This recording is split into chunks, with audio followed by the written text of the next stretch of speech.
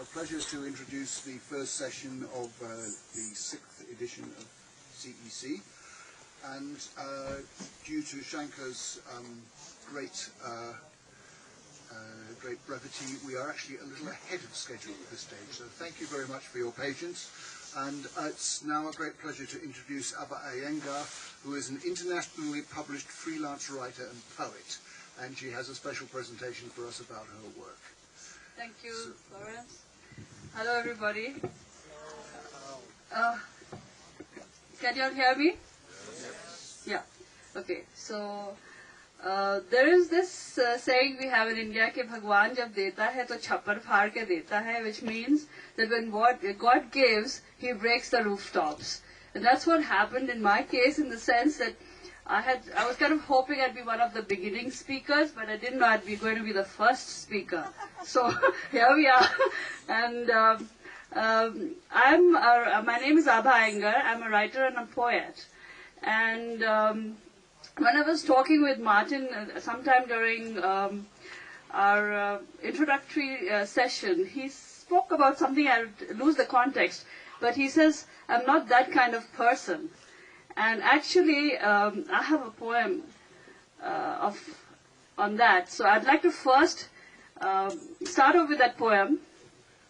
It's called, This is Not That Kind of Place, and I Am Not That Kind of Girl. You are not what you make yourself out to be. We see each other, recognize the self, reveal nothing. Our needs shimmer underneath our skin that sweat in the night cold. Well, it's afternoon, but sweat in the night cold. Do you have a light, I ask, to break the ice? I hear it tinkle around you as you strike a match. I bend forward to suck in the fire, igniting your eyes. This is not that kind of place, and I'm not that kind of girl. I'll stay with you just for the night, I say, and watch as you throw the match away and crush it under your heel. I'm not that kind of girl. Thank you. Wow. Right, so apart from poetry, I write everything. And today, the presentation I'm doing is on the storyteller. I'm a storyteller. The writers are storytellers. And the beginning is Doris Lessing, when she was accepting the Nobel Prize for Literature, she says, let us suppose floods wash through our cities, the seas rise, but the storyteller will always be there. So because we are our imagination, we create, we keep, and we move on because of that. Otherwise we'd be dead. Now from the swirling oceans, I want to take you across to a place in the forest which is warm around the fire, so your bones don't remain chilled anymore and you're feeling better about things. Now around this fire, sits huddled this little old man who's telling a story. And that storyteller is me. I often imagine myself as this thin brown man hunched around a fire, telling a story to people, and my gaunt face is lit by the flames of the fire. And then, with a swing of my hand, I pull up a story from the air, and it could be a story about an owl. It could be a story about a little girl lost in the woods. It could be a story about a hyena. You can say that, how can you think of yourself as this little man in the woods, sitting around a fire and telling a story? I can. I can imagine anything, because that's what stories help us to do. They help us to imagine and think of what is the fantastic, what is the unreal, and what is the space which belongs to another person whom you don't know anything about, but you learn through the stories. So what do? I take you on a magic carpet ride really through the stories which I tell. That's what writers do. So when I'm taking you on a magic carpet ride, I'm sharing my imaginative space with you. I also share some of my blood with you, because I let that out onto the page. I let out my imagination onto the page, but whatever I do, I'm writing that story, and I'm sending it out to all of you. When I send it out in the world, you may resonate with it, or you may throw it out. But that story is out in the world and it's settling down among the trees and the water and the wind and the waves. And then by those who listen carefully, those stories are heard. And then the stories travel among the various people and those stories change shape. They change shape in the telling. They shape their form. They are like shapeshifters. They flow through our fingers like time does. You know, they keep moving. As you are telling a story, I'm telling you a story, you relate that story to somebody else. It'll change in the telling, but it'll still, some part of that story will remain. So they're shapeshifters. So what happens when you're telling, when I, as a storyteller, what happens to me? What do I become? I am a carrier of tales. I'm a storyteller, and I'm a wandering nomad. I'm a bhopa. I'm a baul. I tell my stories through the spoken word, through music, through poetry. I can say it anyway. And when I'm telling the story, the people who are listening to the story, some change comes over them. Because stories change us. They change us either fleetingly or deeply. Vyasa, when he was writing the Mahabharata, at the beginning of the Mahabharata says, listen carefully, for at the end you will find that you have changed. Now,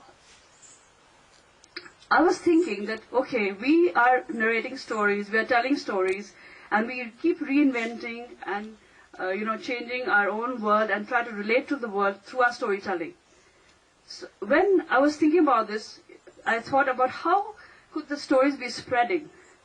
And I woke up one morning, right after a dream, and it was about this beautiful young woman who was sitting on a kind of a bench, and she was combing her hair. And her hair was made of flowers. And these flowers, some of them fell onto the ground. And then the storyteller walked over these flowers. He picked some of the flowers up, and he rubbed them with his hand, so the fragrance of the flowers came out of his hand. Some of them crushed under his feet, and the fragrance came through the soles of his feet. And then he walked again, and then he came to a village. And at the village, the people looked at him eagerly, because they knew that here was somebody, the fragrance, he was smelling of some of the stories which he wanted to tell. And the storyteller stood there, and he spoke, and he danced. And his voice was low, and his step was slow. And the people heard, and they clapped. And then the story picked up, and they clapped some more. They washed his feet. The feet did prance. And the feet were jingling with bells. And that's all that he needed for his story to tell. To weave his magic, to cast his spell, and spread the story's fragrance through the flowers that fell. Now, the spread of stories is a very phenomenal thing. The spread of stories is a phenomenal thing because it helps us to cross cultural ghettos. And then we open doors, like this one. And as writers, actually, I find that I've traveled a big distance because of my writing. I've opened many doors, I've stood at many thresholds. And then when I'm standing at the door, I'm in, looking out, and I'm out, looking in. Right? And I am the performer, and I'm also the audience. I'm also the perceiver. I'm also the viewer. I'm also the person who's disturbing. But I am all these people, and this is a space which I think a lot of writers occupy. It's an elusive space. It's also a transcendental space, because it's a space where the conscious and the unconscious mix. And that is why I like being a writer, and I'm passionate about writing, because it helps me to create. And it's also a difficult space to be in, because you're teetering between fact and fiction, the real and the imaginary. I would also like to say that talking about myself and my writing, I don't limit myself to any kind of writing. I write poetry, I write prose, I write articles, I write essays, I write non-fiction, I do research, and I also don't limit myself to any kind of genre. When I'm writing fiction, it can be of any genre. And I've written science fiction, I've written literary fiction. So basically it's a question of just exploring what you're capable of and what you want to do. Some people I've also, I started writing as a poet, so my first book also which got published is this book, which is a collection of poetry. And some people who read my poem said, this Abha we don't know. I never said it was about me. It could be about me and it could not be about me because we're the sum of many parts. And I don't want to limit myself or my imagination just to my world. Right? So when I'm saying that when you're writing, you're dancing your own dance. And my dance and your dance is going to be different. But as long as you are committed and it moves you and it absorbs you, it's something which you want to do with all your being, then that is what you need to do. And you kind of hope that people listen to your tale and they'll watch you dance. But even if they don't, you'll still continue doing it because that's what you're made for, that's what you believe in doing, and that's what you're passionate about doing. I also believe a lot in collaborative work.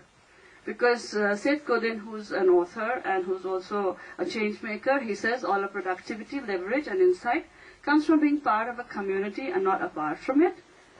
And I actually believe in collaboration, in experimentation. I believe in the synergy of energy. I believe that people need to come together and share their abilities so that whatever work is produced is good work, which speaks for itself. It doesn't need any other kind of words. So,